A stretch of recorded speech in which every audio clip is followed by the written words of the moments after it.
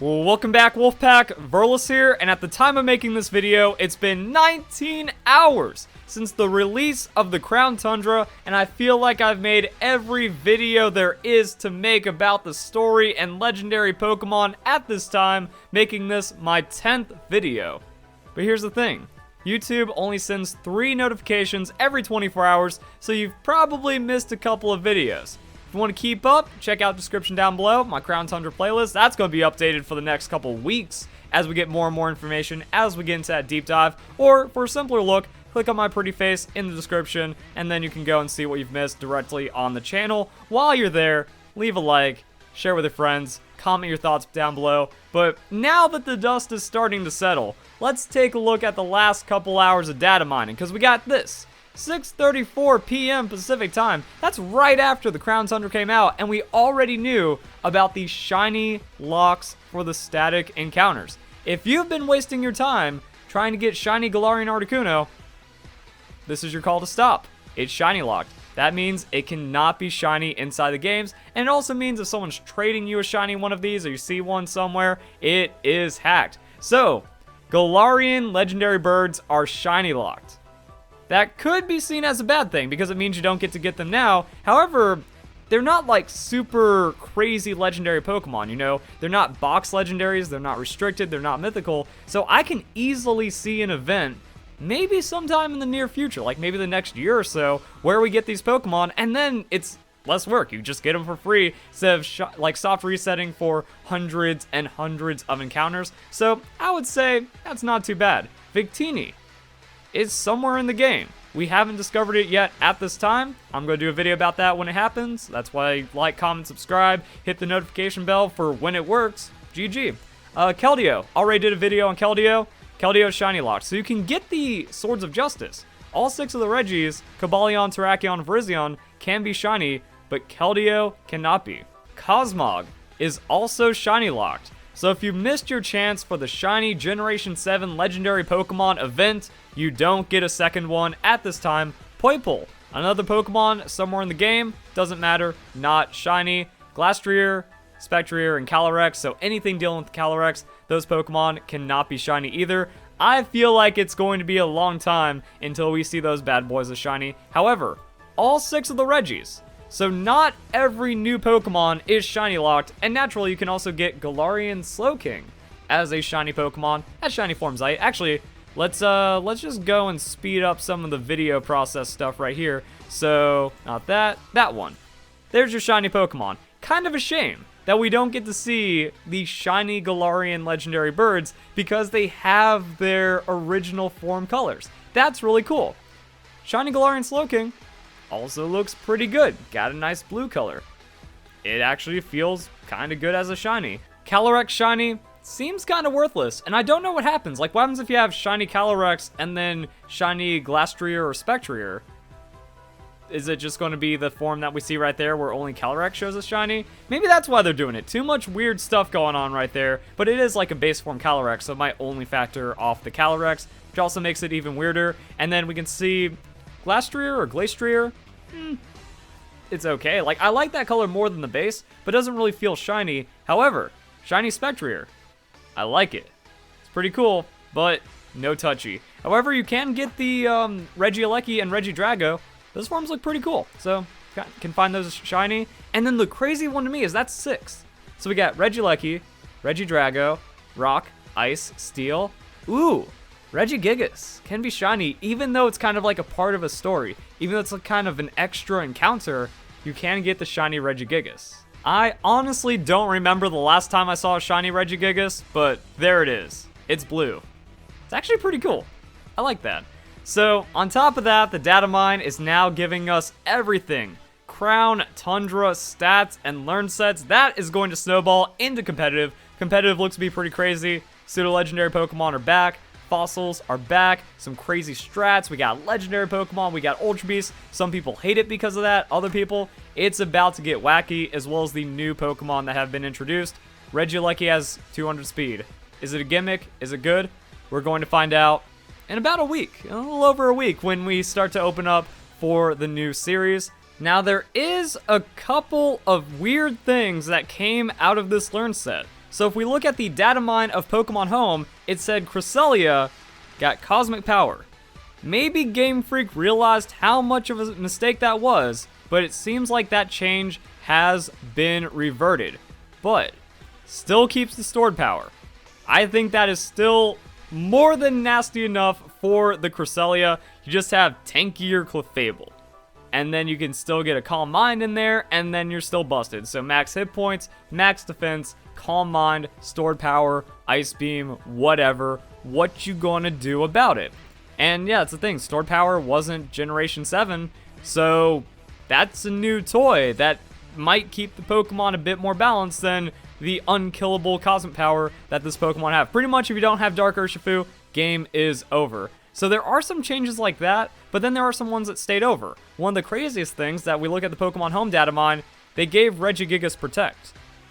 And Regigigas gets Protect in Generation 8. Has Bulbapedia updated yet? Ooh, they have. And there it is. TM25 Protect on Regigigas. That is probably worth its own video as a deep dive into power creep of competitive Pokemon over the last couple of generations. That is how bad things have gotten. That Regigigas needs Protect. Okay, on top of that, shiny hunting is still broken in Pokemon Sword and Shield. This continues to not be intentional and not a bug. I'm not sure about that. Like, maybe Game Freak just doesn't know. Because this is the whole debate about shiny Pokemon, that instead of once you get 500 encounters, it gives you a flat shiny rate increase similar to the Masuda method level of increase. No, it actually only triggers 3% of the time from having caught lots of Pokemon. The main reason why people think it's a bug is because on the official Pokemon website, they went out of their way to say, no, you don't need to chain it. Once you have seen this many Pokemon, you get a flat increase to the shiny rate. So now we still have that conflict, and that's why Pokemon Sword and Shield shiny hunting still sucks. Well, except for Dynamax Adventures. Still waiting on that. The reports seem to be like people are finding shiny Pokemon at a much higher rate in Dynamax Adventures, so maybe there is some kind of thing that comes out from Datamine with that, and there is going to be alternative shiny hunting for specific Pokemon. But until we get those numbers, shiny hunting still non-existent in Pokemon Sword and Shield. Also, so far, nobody has found Victini. It's also not mentioned at all in the game's text, so we have no hints about how to trigger the encounter. And then here's this, maybe just not in the game or it's a mistake. Static encounter is definitely programmed in. So that is worth noting. There's a chance Game Freak never implemented the trigger for it though. So it could be a potential event, and then maybe they just patch in the little bit of extra data, because Game Freak knows we data mine everything into oblivion, so maybe they have it as a teaser, or maybe they just have it there. It's like, well, if we just leave it here but it doesn't do anything, then people aren't going to really care too much, but then it'll be a quick patch, and then a Victini event can go live just like that. Or maybe it's in the game and no one's found it yet, because it took a while for people to find out how to get Spiritomb and Regigigas, even though it was kind of straightforward. Keldeo was also the weird one. So, I mean, there are specific requirements for unlocking Pokemon in this game. Victini could be one of them. Same thing is going on with Poipole. That Poipole has this text alongside of it, so a couple more hints compared to Victini. It's in the game, it's shiny locked, it is a gift Pokemon, and also a static encounter. There's like a level 61 and then a level 20 gift. None of those can be shiny. Somehow you get those, but Poipole keeps trying to wander off as soon as I take my eyes off of it. Really tried to buckle down and focus on my research in the max layer. So it seems like once you've caught all the Ultra Beasts inside the game, maybe you talk to that scientist, or she like comes to you and then gives you a Poipole as like, oh, this is like the one Ultra Beast you're missing. Now what's been observed is that you can't trigger any of the Crown Tundra story by transferring over Pokemon. So you can't just transfer all the Ultra Beasts and call it a day. You have to catch them, which is going to be RNG based in the time gate of Dynamax Adventures, while you're also fighting to get other legendary Pokemon. So whatever trigger is going to be here could take a bit of time until people find it, or whatever else is going on with Poipole. This isn't like hard data mine, this is exactly how you do it. But as you can see, there are some holes that we're trying to fill in, and now it's time for the fun part, version exclusives. So, Pokemon Sword gets Omanyte. That means Pokemon Shield gets Kabuto. Pokemon Sword gets Bagon. And that's it for regular Pokemon. So you might have noticed like, oh, I'm seeing all the different fossil Pokemon except for, one of them. That's going to be why. And then the legendary Pokemon are borrowed from previous games. So Ultra Sun has the Pokemon Sword exclusives, Ultra Moon has the Pokemon Shield exclusives, except for Entei and Raikou. These are available in both games. So they unlock the legendary birds, pretty much all the trios. All the trios are non-version exclusive, and then the big legendaries are going to be version exclusive. Heatran seems to be for all of the games. Regigigas, that's just a part of the story now, so that's also been removed. And then, here's the thing. If you catch the Pokemon, but don't select it at the end, it becomes something that you can choose to battle later. This is used for shiny hunting, but if you have a version exclusive legendary, consider taking a friend that has the opposite version. So waiting for that and then having your friends join, because the host is the one that has the version exclusives, but you're not restricted from joining someone else's copy of the game. So if you run into one of those Pokemon, then that's going to be it. This list, I'll link in the description down below, that way you can see it for yourself and like really use it as a reference instead of just me scrolling through it. But Tornadus, Reshiram, Xerneas, those Pokemon are going to be Pokemon Sword. And then Solgaleo, that's going to be Pokemon Sword version. Lunala, Pokemon Shield. As for the Ultra Beast, at this time, it doesn't seem like the Ultra Beast are version exclusives, or at least no one has really pulled that one up yet or made a note of it.